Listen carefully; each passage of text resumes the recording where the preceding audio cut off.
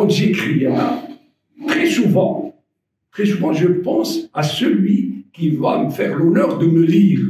Donc, je prête attention au rythme, aux mots, à l'écriture, à des fois. J'essaye.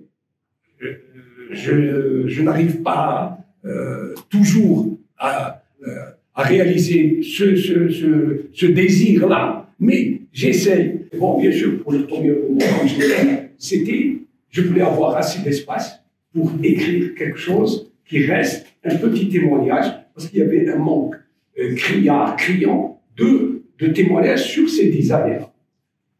Mais pour le reste, là, comme vous le savez tous, j'écris des pièces de théâtre. Au départ, c'était les pièces de théâtre. Mais c'est normal. C'est-à-dire que je passe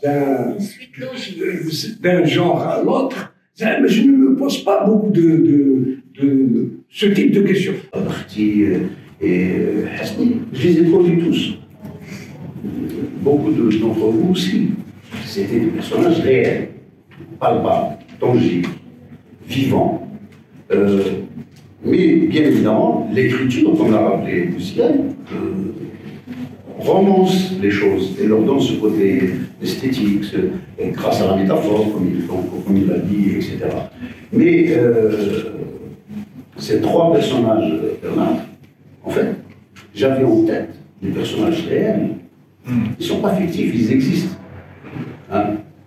Les 3 personnages, Fahla, commencez par Fahla, hein? Mais le chiffre 3 aussi a sa magie. Hein? Bon, surtout quand elle est inconsciente, hein, on peut utiliser 3 choses, utiliser 3 mots, 3 images, etc. Donc en fait, ça fait partie un développement en 3 points. Voilà, un développement en 3 points, etc. Donc, vous voyez, voilà, donc en gros, hein, mais donc j'avais besoin de préciser qu'il y avait la part du récit dans ce roman, c'est précisément ce côté-là. J'étais directeur à un moment donné de l'Institut des langues étrangères. Et le Hajj, qui n'avait pas encore le grade, bon, alors on s'est retrouvés, parce que le Hajj, comme je l'avais dit, on n'est jamais côte à côte dans les tables, on est toujours face à face. Mais il était en plus syndicat. Je peux vous assurer que j'ai passé un mauvais quart d'heure. Au point où, lorsque...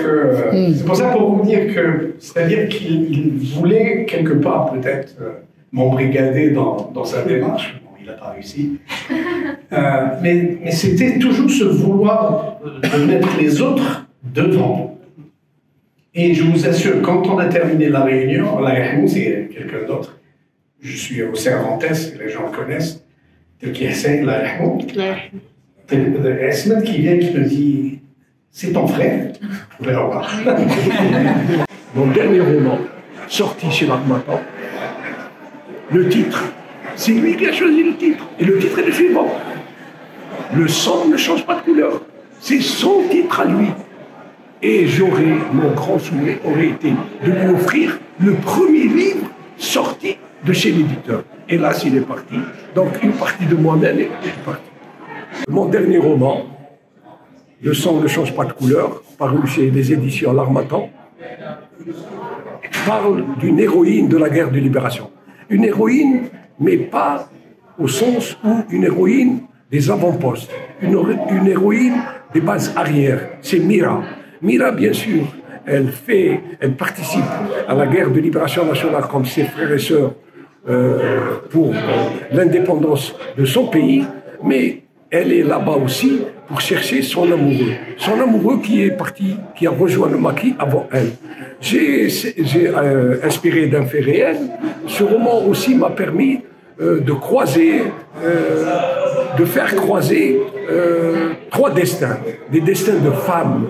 Et ces 3 femmes, Mira bien sûr, Aïcha et Sophia, parlent de la guerre, mais aussi parlent de l'amour en temps de guerre. Pourquoi j'ai pris, disons, cet angle-là? C'est pour essayer de parler de l'autre côté de la guerre, pour montrer, pour essayer d'expliquer que ce qu'il faut aussi pour rendre hommage à cette guerre de libération, à cette révolution, c'est aussi parler des petites histoires sans rendre petit l'histoire, mais ces petites histoires qui font la grande histoire. Ben, en 3 mots, Fahla, c'est un combat de femmes, hein, mais pas au sens traditionnel, c'est-à-dire combat féministe, etc. C'est un combat qui est mené par des femmes, mais également par 3 hommes, hein, 3 personnages masculins, qui est un combat de la beauté contre la laideur. Alors la beauté au sens très large du terme, hein, c'est-à-dire la beauté au sens de l'esthétisation de la société, hein, c'est-à-dire rendre la société plus belle, les espaces plus beaux, les rapports plus beaux, les relations plus belles, etc. Voilà un peu le combat, pas un combat entre guillemets féministe, mais un combat de femmes, hein, soutenu par des hommes pour rendre la société plus belle. C'est 3 plus 3 ? 3 plus 3, voilà. Et tu les as symbolisés par des personnages oui, de la vie réelle. Tout à l'heure, je disais qu'on est écrit par ce qu'on écrit.